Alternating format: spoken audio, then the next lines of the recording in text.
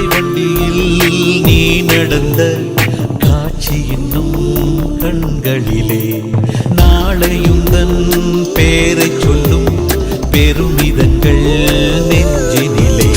என் தோளை தாண்டி வளர்ந்ததனால் என் தோழன் நீ அல்லவா, என் வேள்வியாவும் வென்றதனால் என் பாதி நீ அல்லவா.